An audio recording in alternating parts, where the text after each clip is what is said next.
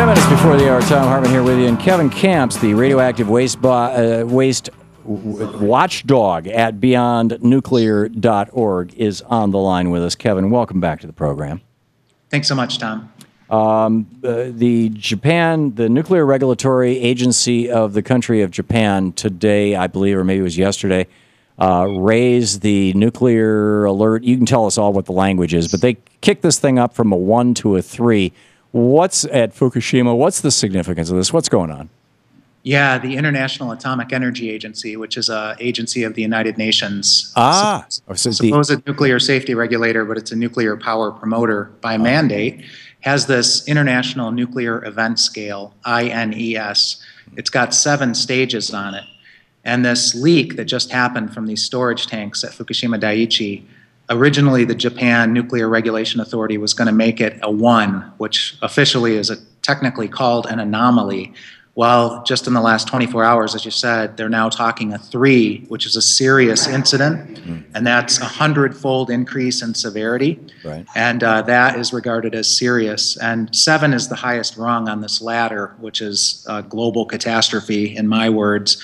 And only Chernobyl and Fukushima Daiichi have reached the 7th rung on this scale. But as a colleague, John LaForge with NukeWatch in Wisconsin put it back at the time, 2.5 years ago, well, there were 3 meltdowns and 4 explosions at Fukushima Daiichi. So isn't that at least a 3 times 7 or a 21 on this scale? So this latest leak of 300 tons of highly radioactive water into the soil, flowing now with the groundwater towards the ocean, you know, they call it a 3, but, you know, the ocean is just getting hammered at Fukushima. Is this a logarithmic scale, the way the Richter scale is? Yes, it is. Each rung on the ladder is 10 times more serious. Wow. So going from 1 to 2 isn't doubling it, it's increasing it 10-fold, and going from 2 to 3 is increasing it 100-fold from the 1 or 10-fold from the 2. And the Nuclear Regulation Authority has admitted, you know, 100-fold increase in the seriousness. Why has this not been called a 7? Well, you know, the 7 might be if another earthquake hits the site, and they have something like 262 of these giant tanks, the same design, the same size as the one that just leaked. So let's just recap this. Out of these 262 tanks, one of them just leaked. Just leaked, what, yesterday, last week? How big is the tank? Where's the tank? In the last day or two, they've admitted to this latest leak, and it's 300 tons of highly radioactive water. It's giving off a dose rate of 10 rem per hour, and the way they discovered the leak were puddles on the ground giving off 10 rem per hour.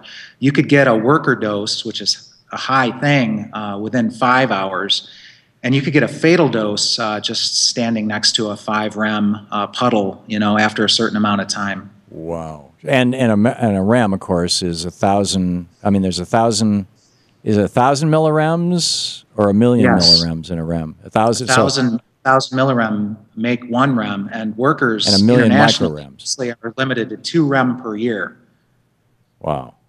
Members of the public to a mere 100 millirem per year under normal circumstances. So this thing is giving off 5 rem per hour, I think is the figure. So that's pretty much the level of radioactivity that the core material itself would have, isn't it?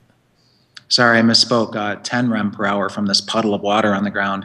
No, if you get into the core material, I mean, you're talking just unimaginable dose rates. You're talking, I don't even know if it's millions of rems per hour. Wow. But that's an instant. If you were to get close to the cores without radiation shielding, you would be dead within a second.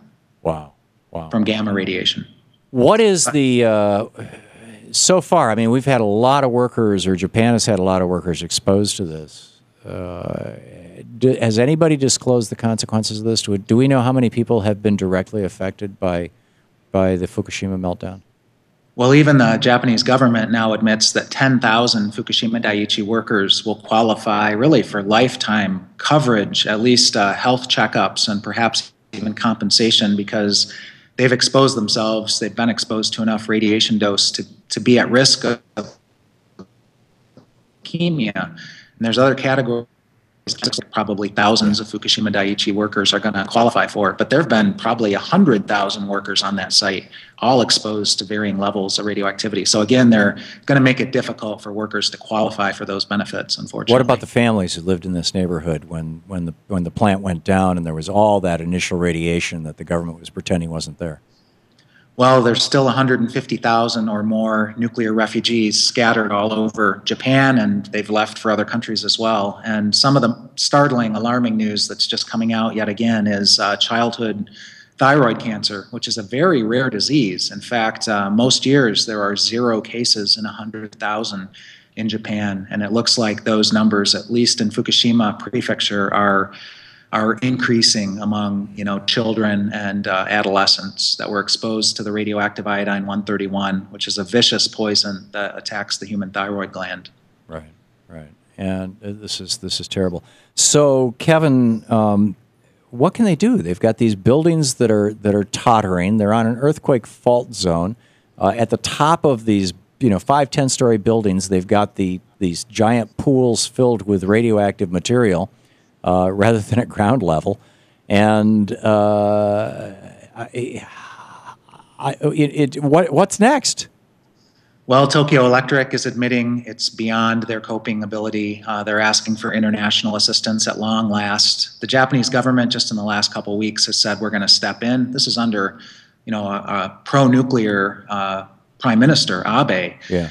So finally, there's some recognition that this is just out of control. And you mentioned, why not a level 7? Well, if a big earthquake hits that site and hundreds of these containers were to let loose the hundreds of thousands of tons of highly radioactive water they contain, I think that might certainly qualify as a level 7. How are they getting all these containers there? They're just all over Japan. They're building, 100-ton water containers and shipping them to Fukushima to fill with water. Is that the deal? Yeah, those 262 giant tanks are actually, I think the figure is 1,000-ton water tanks, and the one that leaked 300 tons of its 1,000-ton capacity. But there's even smaller sized, and you're talking now not 262, but many hundreds of these tanks spreading onto the hillsides. They're building them and trying to keep up with this flood. Amazing. This is a disaster of unimaginable proportions, and it's a disaster that could happen at any one of over 100 nuclear power plants in the United States. And in fact, we have over 30 or over 50 nuke plants built in the same model as the Japanese. Which is it, Kevin?